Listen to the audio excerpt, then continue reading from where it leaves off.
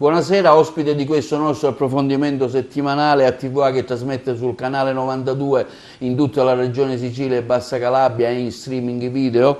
Abbiamo il vicepresidente della regione, onorevole Roberto Di Mauro, grazie per aver accettato il nostro invito. Ecco, la sua presenza è dovuta in particolare perché vorremmo approfondire un disegno di legge a firma appunto dell'onorevole Roberto Di Mauro relativamente a una ristrutturazione delle IPAB, acronimo che sta per Istituti per la Beneficenza e l'Assistenza, un obiettivo che nelle precedenti legislature si è cercato più volte di raggiungere, ma che non è stato mai possibile per dissidi politici e diciamo non ci sono state le convergenze. Ora l'onorevole Roberto Di Mauro insieme all'onorevole Angela Foti di 5 Stelle e Stefano Pellegrino di Forza Italia hanno presentato questo disegno di legge già incardinato e in fase di attuazione, di discussione presso la Commissione Affari Istituzionali. Onorevole, allora parliamo di questo IPAB.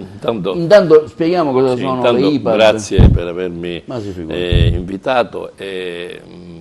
Diciamo che questo disegno di legge scaturisce da due esigenze.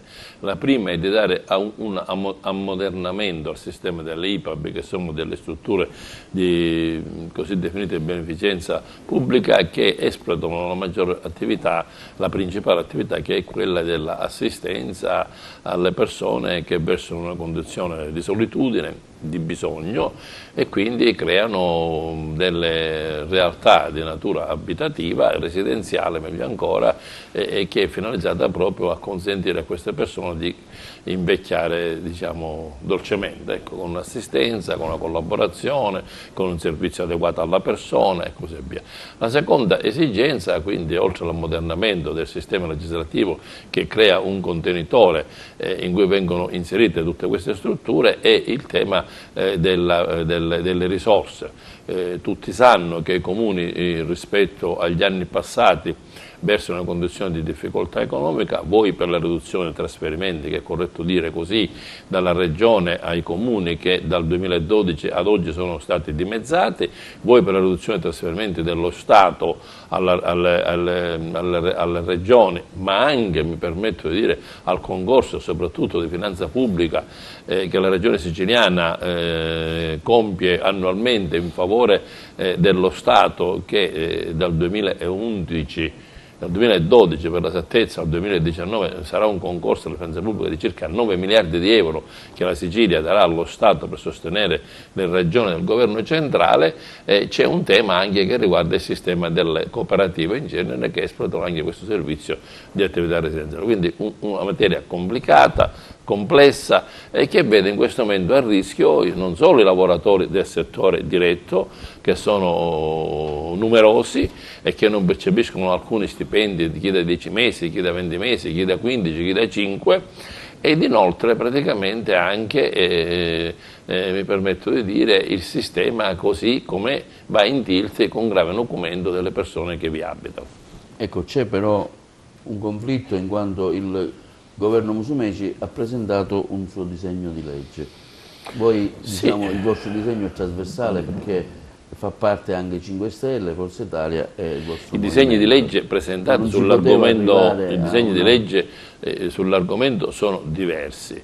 È stato preso come testo base su cui affrontare la discussione in prima commissione il nostro disegno di legge. Ovviamente il disegno di legge del governo è un disegno di legge a maglie larghe, proprio per consentire diciamo, che cosa? Un approccio molto laico a un sistema che ha difficoltà, in cui la vera esigenza è il recupero di risorse finanziarie per sostenere quello che è l'ordinaria amministrazione di questo settore, e quindi anche gli altri disegni di legge presentati da altri partiti, da altri colleghi sono lì e che servono per completare il nostro disegno, che a parere della Commissione è stato ritenuto il più completo, ma è anche vero che ci sono tante altre iniziative in cui ci sono parti che potranno essere utilizzate, inserite per far sì che questo disegno di legge sia il più completo possibile.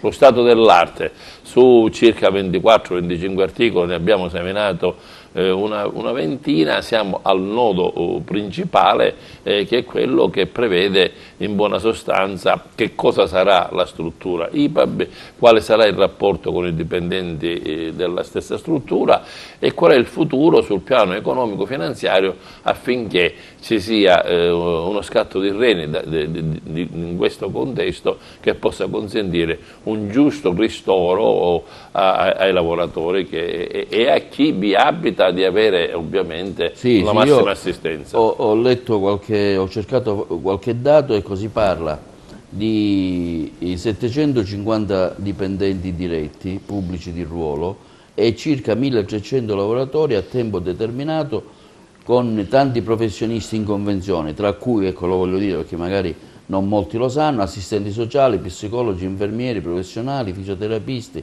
educatori e animatori che assistono oltre 2500 utenti come anziani, minori disabili, immigrati, quindi diciamo una realtà molto sì, sensibile. Il tema è il seguente, con il passare degli anni per fortuna allunga la vita. Sì. Quindi il tema, mi permetto di dire, degli anziani che riguardano le nostre famiglie, in cui spesso i figli sono impegnati nell'attività lavorativa, necessita un'attenzione politica importante e significativa per consentire alle strutture che siano qualcosa di diverso rispetto a quella che era la concezione originaria del famoso ospizio per anziani, ecco, per capirci. Noi dobbiamo pensare... Le famose case di riposo. Esatto, noi dobbiamo pensare anche a qualche qui mi pare cosa... che a Agrigento ne abbiamo una, no? Ne abbiamo una di buon valore, Villa Betania, che dobbiamo riconoscere che nonostante Villa Betania, per esempio, non riesca a pagare gli stipendi a 15 mesi, però sul piano del bilancio è in attivo. Cosa significa questo? Significa che la gestione amministrativa è sana, la gestione finanziaria altrettanto, che c'è un incasso sulla carta, ma in cassa i soldi non ci sono perché i comuni ritardano di pagare un anno e mezzo.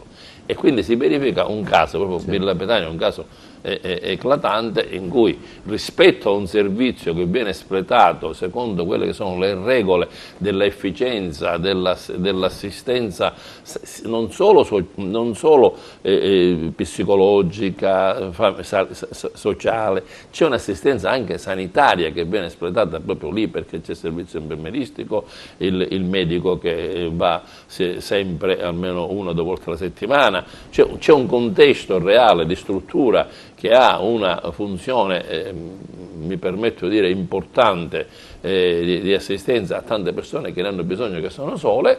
C'è dall'altro lato un buco in cassa che non è un buco che risponde ai dati di bilancio, è un buco che risponde al mancato trasferimento di risorse dall'amministrazione comunale, che è soggetto gestore sotto il profilo finanziario dell'anziano, a quello che è l'opera Pia Villa Betania. Ora, noi ci siamo posti il problema come fare per raggiungere l'obiettivo di mettere a valore un'esigenza che è avvertita da tutte le parti, e cioè che la migliore qualità della vita per queste persone, per gli anziani.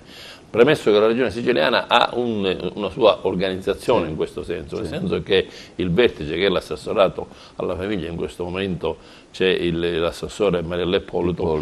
Nel tempo questo assessorato ha emanato dei decreti, che sono decreti di natura strutturale, che si riferiscono al tema strutturale e al tema organizzativo, in cui per ogni struttura sono indicate una serie di persone che debbono lavorare. Ovviamente queste persone debbono essere pagate. E oggi siamo, ripeto, in una condizione in cui la Regione, che un tempo dava un contributo a parità di bilancio, lo ricordo bene, quando questo si verificava negli anni 70, 80, anche fino agli anni 90, oggi purtroppo la Regione ha grosse difficoltà e per esempio nel bilancio di quest'anno è stata indicata per tutte le opere PIE, che sono decine e decine, una somma pari a circa 2 milioni di euro. Allora cosa c'è da fare?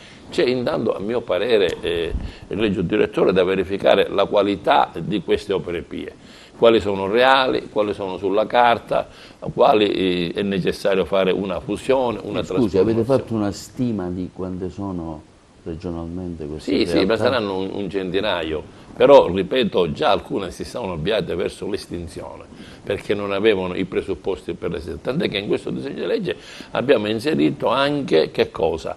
La necessità che perché un'epoterapia possa esistere, possa avere una sua consistenza anche di natura, mi permetto di dire, finanziaria, deve avere almeno un volume d'affari di 1 milione di euro.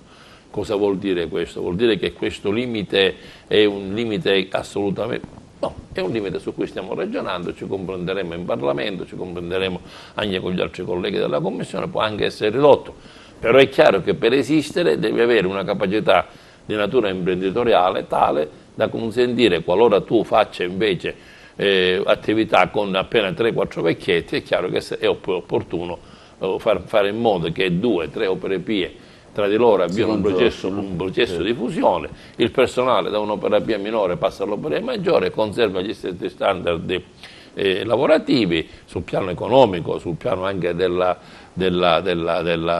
dell'incarico, ecco, per essere chiari, e quindi continuare nell'attività. Quindi questo è un primo importante messaggio che col disegno di legge si vuole inviare, proprio per dire facciamo una riduzione di queste operapie e mettiamo quelle che esistono a valore per poter consentire.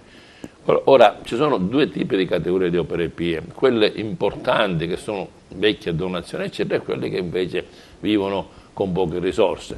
Quindi il nostro primo obiettivo è quello di conservare il patrimonio, evitiamo che ci possa essere l'aggressione di privati per fini speculativi, per cui questo patrimonio possa impadronirsene qualcuno, per cui per noi il tema della privatizzazione, nel senso di poter vendere a chi si vuole il patrimonio, è una cosa assolutamente da evitare, perché ci sono anche tentativi in passato di questo tipo.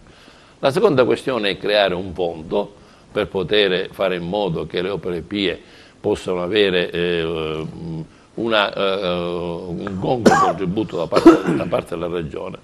Il secondo fondo è quello di avviare presso un istituto che a tal uopo sarà deciso attraverso un processo di gara, un'azione di anticipazione. Sappiamo che i comuni pagano in ritardo, orbene, quando un comune ha superato i 6 mesi, le fatture vengono presentate a questo istituto, con garante ovviamente sempre la Regione siciliana, in modo tale che avviene un'anticipazione e si risolve il problema della cassa, a costi abbastanza irrisori. Terzo è un processo invece di finanziamento e di risanamento, soprattutto finanziario, in cui si crea anche lì un fondo. L'abbiamo fatto questo con iniziativa legislativa a proposito dei teatri in Sicilia, per consentire un'operazione di risanamento attraverso la possibilità di attingere a un fondo e un pagamento rateale per almeno 10 anni per risanare la struttura. Quindi un'idea complessa che parte dall'esigenza di mettere a regime le operapie che hanno un certo volume d'affari, una certa consistenza, una pianta organica, una realtà, un numero di anziani ricoverati e ovviamente, mi permetto di dire, una direzione anche di natura amministrativa di sostanza, costituire questi 3 fondi e mettere le strutture in una condizione, quantomeno dopo 6 mesi che è stato fatto un lavoro, in liquidità. La terza questione che ci sta molto a cuore è quella praticamente che riguarda il tema di coloro i quali sono ricoverati presso queste strutture e non sono autosufficienti. È un tema annoso che spesso trova rigidità nelle aziende ospedaliere, che dovrebbero riconoscere una copertura finanziaria a coloro i quali sono praticamente... Invece le aziende sanitarie provinciali non riconoscono attualmente. Diciamo che c'è una netta divisione tra il sistema sanitario e il sistema sociale.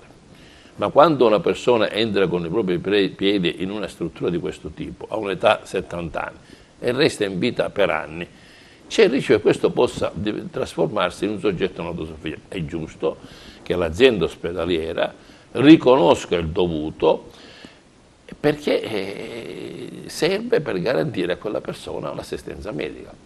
L'assistenza infermieristica, se necessaria, più volte durante la giornata, l'OS se più necessario, più volte durante la giornata, il medico, la possibilità di fare serenamente una flebo, perché in atto gli standard strutturali sono ovviamente sotto il profilo sanitario molto larghi, cioè la possibilità della convenzione è un'operazione in cui la struttura si dota praticamente di un infermiere, il quale, se ci sono 30 ricoverati, sa che ci sono 30 persone, ma quando noi abbiamo un soggetto allettato che è a rischio piaghe, a rischio polmonite, oltre i guai che ha addosso, noi dobbiamo garantire un servizio alla persona e dobbiamo farlo attraverso un'azione legislativa che metta il sistema sanitario nelle condizioni di accettare comunque, ecco, questa spesa, perché deve essere una spesa che deve essere compresa e quindi coinvolgere anche, se non capisco male, coinvolgere anche l'ASP. Infine queste opere PIE avranno una determinazione oggi diversa, conserveranno, diciamo, il termine per esempio Villa Betania, ma sarà individuato un nuovo termine che è ASAP, che è sostanzialmente un'azienda servizi alle persone, proprio perché vogliamo dare una specifica, quindi passare da un concetto molto generico come era quello della IPAB, così intesa, fare in modo che questo mondo delle cooperative sociali, che sono altrettanto importanti perché esplodono questo rapporto di lavoro, perché i dati che lei ha indicato, 750, sì. Quando noi parliamo di standard che riguardano il sistema sanitario, ovviamente si riverbera anche sulle cooperative sociali che fanno assistenza alla persona, certo, perché non tutti gli anziani vanno nell'IPAB.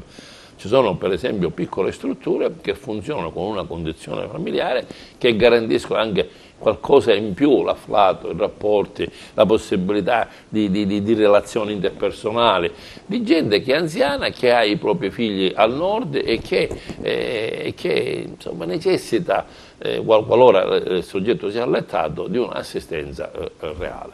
Ecco che questo per esempio potrebbe essere un ulteriore incremento di risorse che vanno a beneficio della struttura, ma soprattutto a beneficio di chi ovviamente vive una condizione di salute ed è solo, abbandonato, e il suo punto di riferimento è la struttura, sia pubblica sia privata.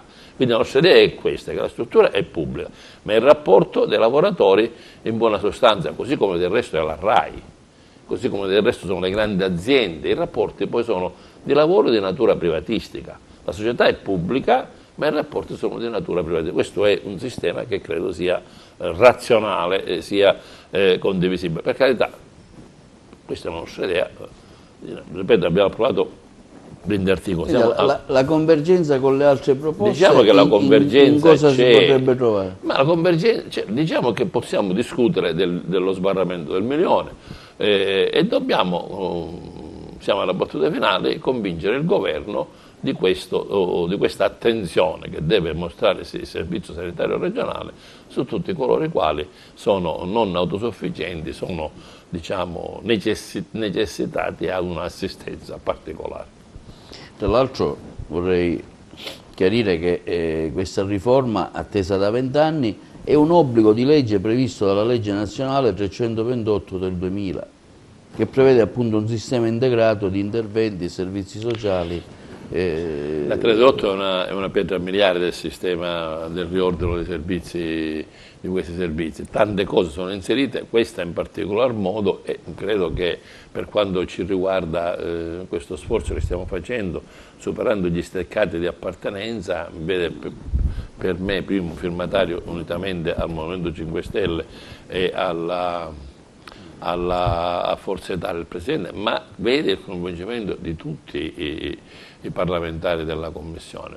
Sono quelle cose in cui non ci possono essere steccate, la tutela dell'anziano, la qualità della vita dell'anziano, lo stipendio delle persone, un servizio utile alla società. Io credo che col passare degli anni il tema della vecchiaia sia un tema che ci riguarda tutti da vicino. Anche perché la popolazione si invecchia, ma per esempio, i giovani emigrano. Sotto il profilo sanitario, se c'è oggi una specializzazione che ha più ha più valore rispetto al passato, è la geriatria. Cioè, oggi la geriatria è un tema diciamo, importante. Sì, sì. 30 anni fa, in che cosa chiedi di specializzarti? in chirurgia, in pediatria, in ginecologia. Oggi la geriatria è una cosa importante.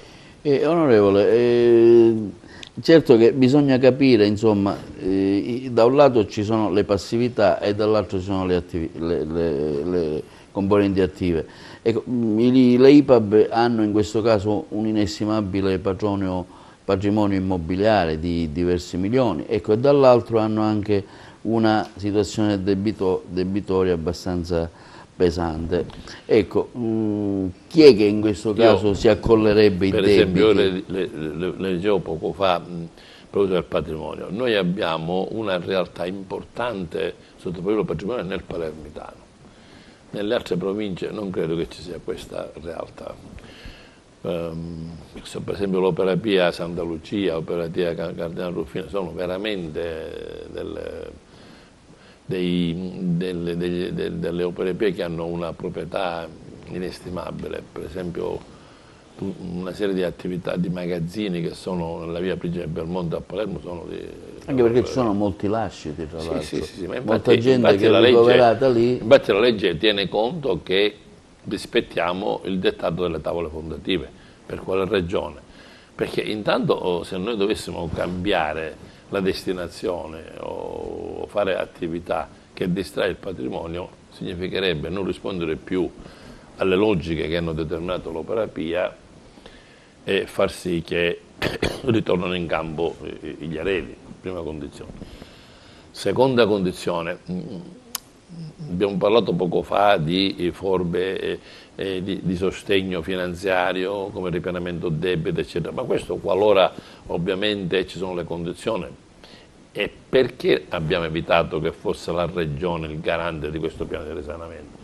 Perché riteniamo che la Regione deve mettere soldi, ma questo piano di finanziamento deve essere accettato dal sistema bancario che sarà l'aggiudicatario di quel fondo. Cioè, cosa farebbe l'Opera Pia? L'Opera Pia, per esempio Villa Betania, presenta il suo piano per risanare la posizione debitoria, non paga stipendi da circa 15-16 mesi in banca, ma quando presenta un piano in cui ci sono i debiti, diciamo, manca alla cassa i soldi dei comuni, quindi non c'è una amministrazione che ha sperperato il denaro, che ha arrecato danno, che ha rubato, che ha fatto altre cose. Io credo che questo mette in condizione la banca di attenzionare e di fare una valutazione in cui dice questa cosa si può salvare. Ci vorranno 10 anni per salvarla, perché se io ho un debito di 1 milione di euro e lo pago praticamente in 15 anni, per esempio, diventa una cosa che pago 4-5 mila euro al mese. Se io invece voglio 1 milione subito, è chiaro che non sono in condizione di pagarlo. Ecco quale deve essere lo spirito. Quindi rispondere ai requisiti lo spirito di deve essere quello di rispondere alle esigenze del territorio, continuare a fare questo lavoro e non immaginare che ci possa essere una sorta di, mi permetto di dire, di soluzione occupazionale per i lavoratori, i quali debbono comprendere che lì è il loro sfera che poi è stata la loro scelta di vita, perché lì hanno trovato lavoro. La Regione si fa carico di mettere a sistema un'organizzazione di lavori che li possa consentire di uscire da questa crisi finanziaria e anche economica. Senta, ho letto che bisognava presentare una relazione tecnica in commissione per avere una contezza di quanto siano appunto i debiti. Sì, stiamo facendo un confronto, ancora no, poi deve passare alla abbiamo chiesto bilancio. I bilanci ovviamente sono tutti presentati, innanzitutto all'assessorato. L'assessorato ci ha dato un prospetto che è singolo per ogni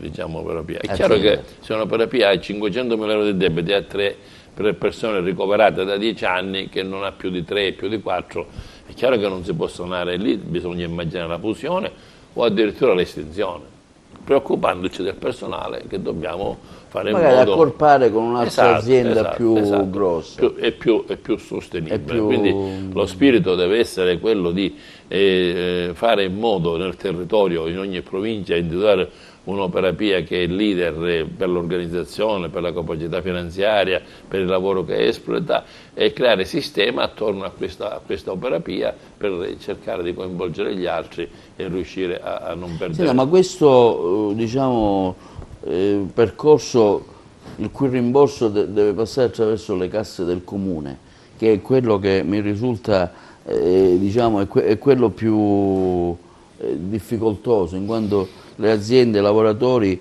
da oltre un anno, insomma, aspettano. So, qui anche spesso noi abbiamo visto delle manifestazioni delle IPAB agrigentine sotto la prefettura per cercare ecco, non si può cercare di...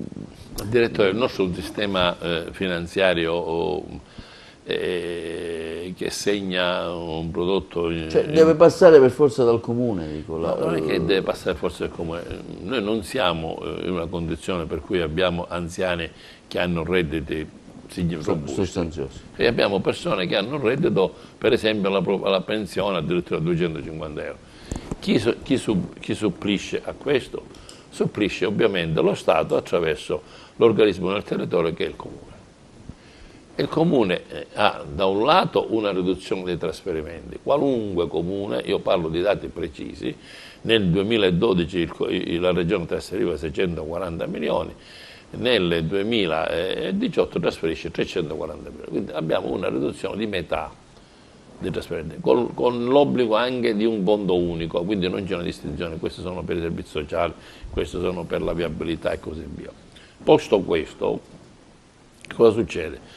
Succede che molta di questa gente ha un reddito economico basso, per cui il comune è chiamato a venire incontro e non sempre questo è possibile, anche perché, diciamoci francamente, il sistema di tassazione dei comuni vedono chi più chi meno una visione del 30-50%, tant'è che l'ANCI in questi giorni ha formulato una proposta di agganciare il sistema, per esempio, di pagamento dei rifiuti al sistema della bolletta di luce, perché la gente non paga.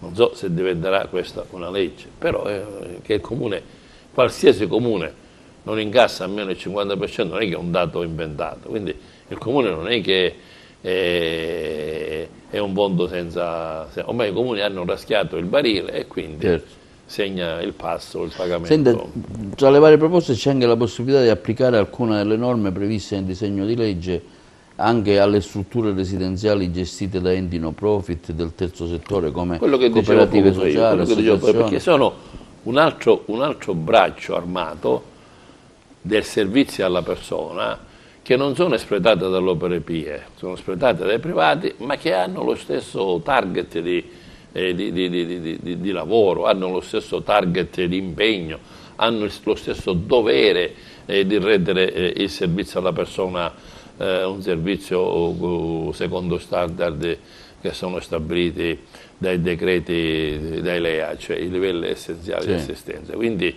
come vede, gli anziani aumentano. Purtroppo noi abbiamo anche la piaga dell'emigrazione e questo significa che molte famiglie si sono smembrate in quanto i figli sono andati al nord e i genitori sono rimasti qui.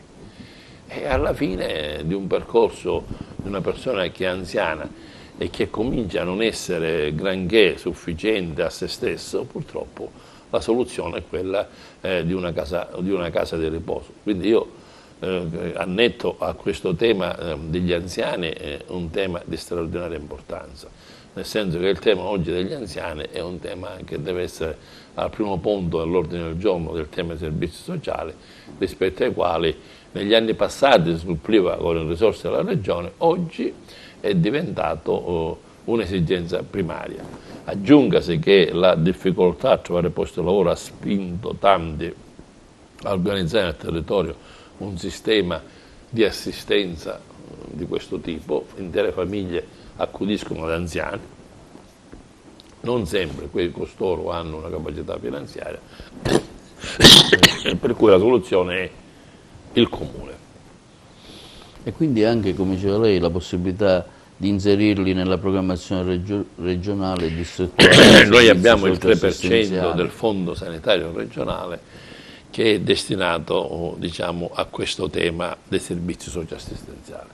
Fino ad oggi queste risorse sono state utilizzate diversamente. Noi abbiamo l'obbligo e il dovere anche morale di fare in modo che questo venga utilizzato secondo quello che è il dettato del governo centrale, secondo quello che è un'esigenza reale. Non è che ci stiamo inventando di dare soldi a persone che non vanno un lavoro, tutt'altro, un lavoro essenziale, importante. Pensate alla debolezza di un signore che a 80 anni come affronta la vita, la quotidianità, un soggetto che diventa debole e che ha bisogno di maggiore tutela rispetto a noi. Cioè se noi siamo in crisi economica, siamo in crisi, alla fine abbiamo una capacità di autosufficienza in grado di resistere, ma un anziano 80-85 anni ha necessità di maggiore tutela, per cui lo Stato, proprio nell'ambito di quelli che sono i servizi della 328, deve essere in grado di dire al cittadino che è diventato nel tempo debole: guarda che qui c'è lo Stato, c'è il Comune, c'è l'IPAB, c'è la cooperativa sociale, che sono qui per renderti la vecchiaia migliore. Ecco, che tempi si prevedono? Ma noi diciamo che completeremo questo disegno di legge, deve passare in Commissione bilancio. Cercheremo di fare in modo che questa cosa vada in sintonia con la finanziaria. Bene, chiudiamo il capitolo delle IPAB, che è stato, diciamo, il motivo principale della presenza dell'onorevole Roberto Di Mauro, vicepresidente regionale. Ecco, come mio solito, chiaramente mi occupo anche della politica, facciamo anche un piccolo purpurì della sua attività, della sua presenza politica come vicepresidente dell'ARS. C'è un piccolo bilancio di quest'anno di sua presenza, onorevole. Come avete inciso in particolare anche come movimento politico nella conduzione dei lavori e nell'indirizzo anche politico e nelle cose effettivamente fatte? Noi abbiamo costruito, diciamo, dopo la fase che vedeva Lombardo come l'unico soggetto, come l'unico interlocutore. Parliamo dell'ex MPA. Dell'ex MPA, abbiamo costruito una lista in Sicilia che è stata la seconda subito dopo Forza Italia, e in questo senso è stato riconosciuto a me questo ruolo di vicepresidente, che mi porta spesso a presiedere i lavori d'Aula. E diciamo che questo percorso stiamo cercando di intensificarlo e dovremmo nel più breve tempo possibile fare una riunione di una serie di amministratori comunali per rimettere in moto un meccanismo che possa consentirci di svolgere un'attività, una voce autonoma rispetto allo schema dei partiti. Lo vedete ogni giorno, noi non crediamo più nei partiti che si occupano del meridione, ormai questa è una fase, credo che l'abbiamo capito tutti, da un lato la Lega, da un lato gli altri, sono tutti partiti molto concentrati su Roma, sulle questioni romane, e non credo che la questione del reddito di cittadinanza sia la soluzione dei problemi in Sicilia. Io credo che noi dovremmo mettere in moto un'attività legislativa, come per esempio un disegno di legge che mi sto attivando da presentare immediatamente, che serve a velocizzare la spesa, che inverte il processo di relazione e di rapporti tra impresa e amministrazione locale, oppure soggetti sottoposti a vigilanza come può essere l'intendenza, eccetera, per dire che l'amministrazione comunale serve a controllare l'attività di un'impresa, nel senso che un'impresa che ha l'idea di mettere in campo un'attività direttore, diciamo, fisica attraverso la realizzazione di un impianto, diciamo che ha l'interesse a realizzarlo, dopodiché il comune deve essere preposto alla sua autorizzazione. Il tema è che l'imprenditore va sempre incontro e sempre a sollecitare e girare uffici e impazzire attraverso queste relazioni che necessariamente deve affrontare, e ogni ufficio occorrono 3-4 mesi al fine di poter rilasciare la relativa autorizzazione. Io credo che debba essere un principio che si debba invertire. La regione siciliana ha la sua autonomia e su questo, caro direttore, vorrò prima di tutto parlare, se lei me lo consentirà, con lei e con gli agrigentini di un disegno di legge che stiamo completando, che per me rappresenta una svolta, cioè l'idea che un'impresa vuole fare una cosa e deve sobbarcarsi 2 anni, 3 anni di iter amministrativo, deve essere mutata, nel senso di dire che l'impresa realizza e comincia il lavoro. Dopodiché, se l'amministrazione ha qualcosa da obiettare, dica questo non mi piace, io intanto continuo a lavorare sulla parte che mi interessa. Per snellire la burocrazia. Per snellire la burocrazia e accelerare la spesa. Noi abbiamo presentato alcuni disegni di legge, come questo che le ho detto poco fa, come quello che riguarda i consorzi di bonifica, come altre cose che riguardano il tema, per esempio, sollecitato anche il Presidente della Regione sul tema, per esempio, dell'uva Italia, per i danni che sono successi, anche per i danni che sono stati in quest'ultimo periodo, perché crediamo che ci debba essere da parte dell'Assemblea un'attenzione e da parte dello Stato in termini di protezione civile, di riconoscimento di una situazione ovviamente difficile e molto critica che riguarda il nostro territorio. Ci scommetteremo nei prossimi mesi attraverso un'iniziativa politica che riguarderà la realizzazione di un percorso del nostro partito, che credo possa essere una voce diversa dal solito e soprattutto sganciarci dai temi quotidiani che ci vengono imposti ora dalla Lega, ora dal Movimento 5 Stelle, che non hanno all'ordine del giorno un processo di sviluppo del nostro territorio. Perché l'idea delle due cittadinanze, che a mio parere sarà di difficile attuazione, se non altro perché 20 anni or sono abbiamo dismesso gli uffici collocamento, io credo che debba essere messa così come soluzione tampone. Noi abbiamo necessità di un progetto importante che metta a valore il nostro territorio sul piano del turismo, sul piano anche culturale, sul piano dei beni culturali, perché solo così la Sicilia potrà dotarsi di risorse, e su questo credo che sia opportuno fare una battaglia con l'Europa per avere le disponibilità finanziarie, perché solo così si potrà consentire di avere lavoro. L'idea che ci possa essere invece un sussidio e creare in Sicilia o in Italia una condizione di socialismo reale credo che non sia un'idea di sviluppo adeguata di un territorio. Onorevole, così va verso le europee. Oggi leggevo che proprio sul giornale di oggi un'intesa fra Musumeci, Fratelli d'Italia, Lega, c'è l'idea invece del senatore, quello di Catania, come si chiama?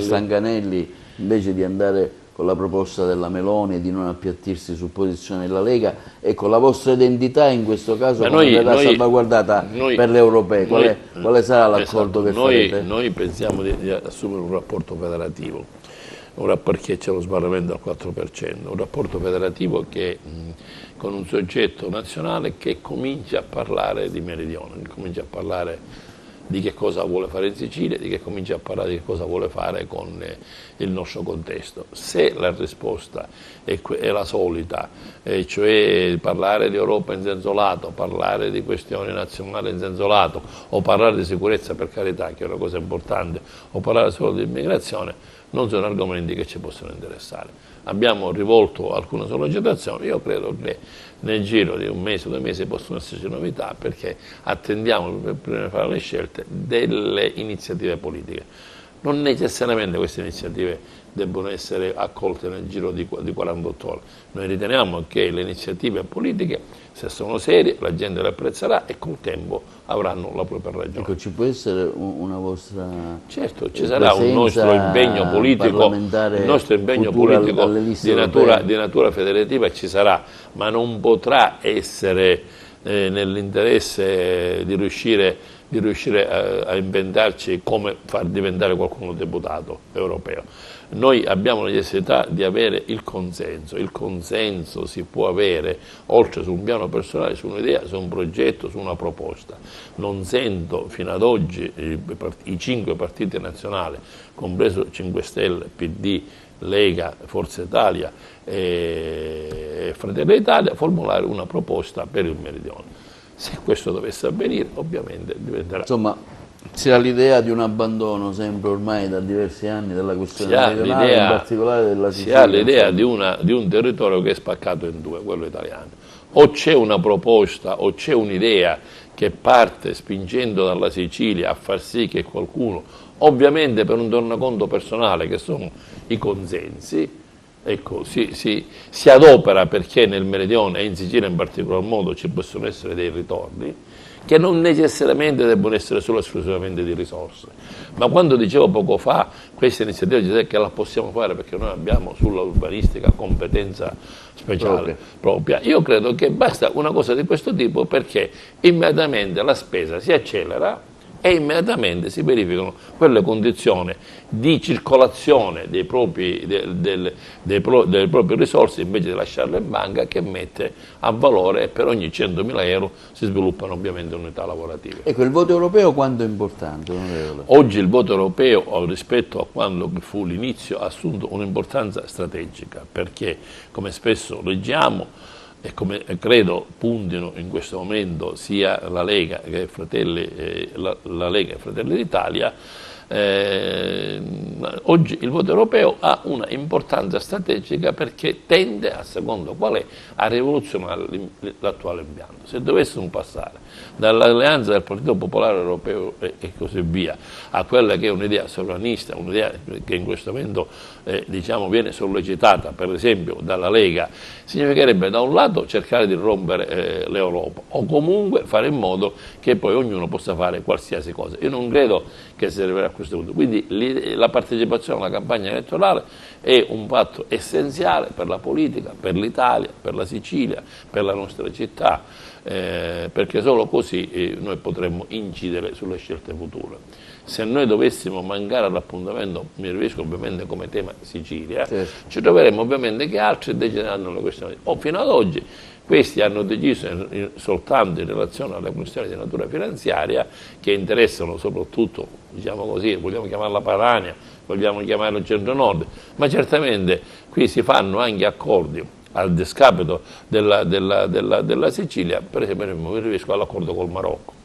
Questo è un accordo che è un omicidio nei confronti dei produttori di arance, certo, per dire una cosa. Allora, se non c'è un contesto politico forte che mette a valore le nostre peculiarità e che li trasforma in argomento di discussione di un partito, allora la cosa ha un senso, altrimenti, diciamocelo francamente, continua maggiormente il distacco dal resto dell'Italia e dall'Europa e soprattutto avremo una Italia capovolta. Però anche dalla nostra c'è anche la pecca che i soldi europei vengono spesi in maniera lenta. Ecco, anche ma lì, guardi, anche con Crocetta, spesa lenta, poi alla fine si sono spesi. Qual è la situazione attualmente? Avete pensato a una velocizzazione di questo? Ma quello che dicevo poco fa io a proposito i soldi europei intanto si spendono attraverso bandi, non c'è altra soluzione. Un bando, per come noi lo concepiamo, noi siamo gente anche che osserva il diritto, c'è il ricorso, l'osservazione, certo, quindi alla fine rispetto a un bando pubblicato da costruire passano 2 anni. Dopo 2 anni questa impresa poi ha a che fare col sistema della burocrazia regionale, comunale, sovrintendenza, tutto questo mondo così che astruso che c'è. Quindi l'idea per esempio di velocizzare la spesa attraverso un processo che si inverte, non è più il comune col funzionario dietro il tavolo a dire tu questo non lo puoi fare dopo che hai lavorato, e sarà al contrario, nel senso di dire io certo, lavoro, se c'è una cosa che c'è da sistemare, certo, io faccio altro. Onorevole, mercoledì scorso si è parlato all'asse di province, si andrà al voto con il secondo livello, cioè il secondo livello è quello che non prevede la partecipazione popolare ma diciamo la partecipazione dei consiglieri comunali. Sì. Ecco, qual è l'idea di un prossimo presidente della provincia di Agrigento? Ma guardi, è il vostro ruolo chiaramente sì, nella sua elezione? Noi eserciteremo il nostro ruolo in virtù anche del progetto e della consistenza, diciamoci francamente, che ciascun partito ha, perché occorre l'idea, il progetto, la persona e la consistenza, perché non è un voto a suffragio universale come lei ricordava, è un voto, un'elezione secondo grado. Si voterà in una data che sarà scelta tra il 15 aprile e il 30 giugno e però diventa così un ente di natura programmatoria. Cioè quindi una provincia che ritorna a essere ente proponente, non in liquidazione come lo è stato finora con i commissari. Non è un ente di natura programmatoria, ma non è l'ente che avevamo 10 anni fa. È un ente che, superando gli steccati dei territori, mi riferisco a quelli comunali, immagina che ci possa essere la necessità della 115 che parte da Sciacca e arriva a Licata, che non c'è più questa strada, e quindi si pone per esempio l'idea di fare un progetto, così come per esempio a suo tempo si è pensato di fare la 640, così come Dorsi, quando fu presidente della provincia, immaginò che bisognava ammodernare la 189. E questo progetto è stato fatto, è stato consegnato all'ANAS, e poi la provincia... Ma che fine ha fatto poi? Il progetto è costato, fra l'altro è stato realizzato, è messo in programma, ma la provincia da 5 anni è gestita da gestioni commissariali che non me ne vogliono, ma sono di ordinarissima amministrazione, ovviamente mancando la politica nessuno si è fatto carico di spingere. Ma il progetto c'è sempre, certo, no? È un progetto di massima. Bisogna su questo progetto di massima fare un progetto esecutivo, che lo può fare benissimo l'ANAS, e creare le condizioni poi di trovare le risorse. Io sono convinto che l'ANAS non solo ha le risorse, ma l'ANAS cerca i progetti cantierabili, così come fu per la 640. Allora noi dobbiamo praticamente fare in modo che il prossimo Presidente della provincia, per esempio, la prima cosa da chiedere è l'ammodernamento della 115, che non so se deve essere fatta a 4 corsie, non so come deve essere fatto, ma non è possibile che noi all'altezza del ponte che c'è a Porto Empedocle immaginiamo che le persone, c'è un'ambulanza, si fermi lì perché c'è il rosso e così via. Ora, anche la strada per Gela, Licata, ancora c'è quella curva quindi fatta ai tempi avevamo pensato a suo tempo, se si incrociano due camion... Avevamo pensato a suo tempo con Lombardo di fare una variante che fu inserita nel piano provincia di Agrigento, che da Siculiana saliva e usciva dove c'è il ponte che è ancora sospeso, che usciva praticamente a Palma di Montechiaro. C'è questa sorta di anello che serviva a dire: se tu devi andare a Porto Empedocle prendi la 115, se tu devi andare a Gela, Licata, eccetera eccetera, a Palma, prendi questa strada, che è una strada, diciamo, che non intasa la viabilità urbana, perché in realtà la 115, per l'espansione naturale che ha avuto Porto Empedocle, è diventata una viabilità urbana. Quindi si deve porre il problema. Il ponte adesso con la preoccupazione che c'è in ma c'è anche una strada ASI sì, ma è stato appaltato l'ultimo volta, è stato appaltato, non so se c'era qualche difficoltà di carattere tecnico, ma stanno affrontando, c'è un'impresa che si è rilegittimata in termini di aggiudicazione, credo che sia l'impresa Sorce. Sì, l'impresa Sorce. L'impresa Sorce, e mi auguro che possa completarlo. Certo è un problema annoso, allora poi aggiudicata 7-8 anni fa, bisognerà variare i prezzi, la ditta è stata sospesa per motivi, insomma, poi è stata riabilitata. Il fatto è però che le opere sono lì. Onorevole, chiudiamo questo nostro spazio con Agrigento e con la situazione politica ad Agrigento e il vostro ruolo. Ma noi abbiamo... L'amministrazione Firetto, parliamo. Sì, noi dopo la scelta di aver votato lealmente Firetto abbiamo deciso di interrompere il rapporto politico. E come vedete non ci sono particolari polemiche, nel senso che noi svolgiamo il nostro ruolo. Se l'amministrazione Firetto porta avanti un'iniziativa bene, che è nell'interesse della città, la sosteniamo. Se non è nell'interesse della città, ovviamente facciamo un passo indietro, poi abbiamo voluto prendere le distanze. Ci rendiamo conto delle difficoltà che ha il Comune, però non è possibile immaginare che non ci sia una correzione dei conti, perché la correzione dei conti è una cosa necessaria e nonostante è stato sollecitato il sindaco, ancora questa correzione non è avvenuta. Se non c'è correzione si rischia di andare verso il dissesto e il sindaco si assume la responsabilità. Quindi ci auguriamo che ci sia questa correzione per poi vedere come fare per proseguire l'attività. Bene, ringraziamo l'onorevole Roberto Di Mauro, vicepresidente della regione dell'ARS, dell'Assemblea regionale siciliana. Abbiamo parlato principalmente, avevamo voluto fare un approfondimento sul disegno di legge presentato da lui, dall'onorevole Foti e dall'onorevole Pellegrino sulle IPAB, ma abbiamo così fatto anche un salto, un volo d'uccello anche sulla situazione politica. Ringrazio l'onorevole Roberto Di Mauro, ringrazio i nostri telespettatori. La trasmissione si potrà vedere sulle frequenze digitali 92 in Sicilia e Bassa Calabria e sarà pubblicata sui nostri social YouTube, Twitter e Facebook. Grazie e un buon fine settimana.